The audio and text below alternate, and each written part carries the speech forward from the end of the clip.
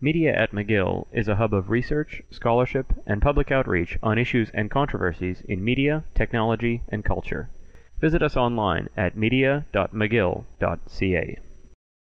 That such an appellation is only applied to people who are enemies of the West at a particular given point, and not to politicians belonging to the West, even though the conditions they have created are much worse than have happened almost anywhere else. So the coverage here, in the case of Iraq, has been very muted indeed, because if public opinion in the West was shown pictures every single day of what has been happening in Iraq, there would be anger, have no doubt about it. There would be real anger, crossing political lines, crossing all lines. People would be angry that this is being done. But it's not reported. About 2 years ago, or a year and a half ago, I was in the tiny Arab state of Qatar, literally a dot. And this state, tiny state, is famous for two things. It has the largest US military base in the Arab world, Al-Adid, where the American military, from where the war was launched, by the way, and from where planes flew off to bomb Baghdad. And it also is the center of Al Jazeera television, probably the most radical in terms of reporting television network in the world. And I was visiting to give a lecture in Qatar, and I asked for permission. They said, what would you like to do? You know, is there anything you would like to see? And I said, I'd like to see the US military base. And I'd like to go to Al Jazeera television because these are your two big tourist attractions. And they said, you can't go to the base, that's not permissible, but you can certainly go to see Al Jazeera. So I said, okay, I'll settle for that. And I went and talked to the director of Al Jazeera, and I said, be honest with me. If you want, I won't even report it. But do you have any censorship? And he said, look, we have a self-denying ordinance. We don't mention the Qatari regime. It's a tiny part of the world. No one cares. We don't discuss Qatar, but on every other issue we write, we speak, we film what we want. So I said, well, that's remarkable. And he then said, oh, but hang on. There was an open attempt at censorship just 2 weeks ago, 2 weeks before you arrived. And I said, what was that? He said, you know, we have 36 television crews in Iraq, in different parts of the country, covering what is going on for our viewers.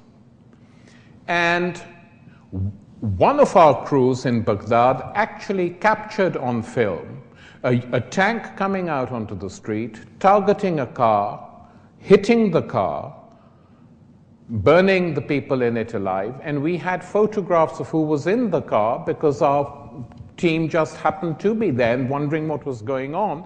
And in the front of the car there was a young couple, and in the back of the car were their two kids, and the car burnt up with the family in them. So he said, we felt this was an important news item and led our news with this the minute the film arrived, with our correspondent saying what he had to say. He said, when the third news bulletin was being read, the security guards at the television station came running in, and they said to me, sir, the American military is arriving. So he said, I said, what? And they said, the jeeps, armored carriers are on the way. They've just entered the compound. And he said, just as he said that, the general, senior US general, walked into my office with his phalanx of armed guards and said, I've just been watching what you're putting out on your television channel, and this is absolutely disgraceful. So the guy said, I remained very calm, and he said, I won't hide it from you. I was a bit scared as well. But I remained calm, and I said, what exactly that we have reported upsets you, General?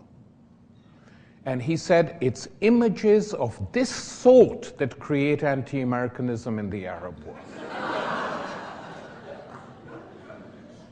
So I said, what did you say? He said, what could I say? I was speechless. Finally, he said, I said, but General, isn't it what you do that creates this anger rather than what we show? But he said, but you shouldn't show it.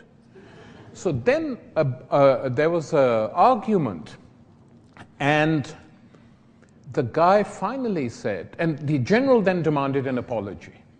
Said, we want an apology that this was a decontextualized item you showed, and you didn't say what was in the mind of the commanding officer when he issued fire. So he said, well, we can't read people's minds. We just saw a tank destroying a car with civilians in it.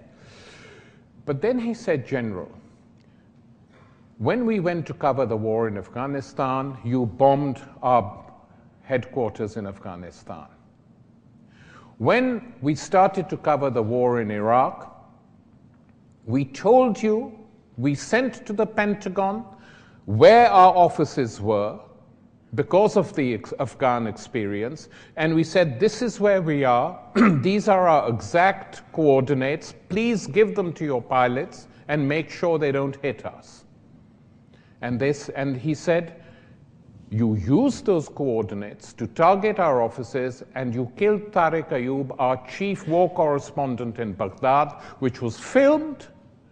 You sent in helicopter gunships with rockets, and as he was reporting, he was hit by a rocket and died immediately. So if it's time for apologies, why don't you start by apologizing for what you've done to us?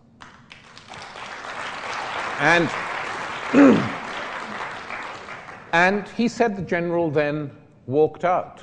And he said that is the only concrete attempt to stop us reporting what we report every single day and every week from this particular war zone in the Arab world.